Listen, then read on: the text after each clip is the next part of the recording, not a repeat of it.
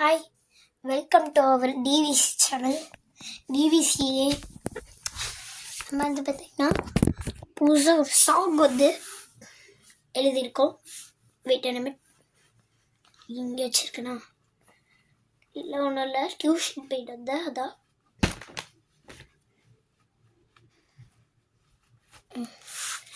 இந்த பேப்பரில் வந்து நம்மளாக புதுசாக ஒரு பாட்டு எழுதியிருக்கோம்.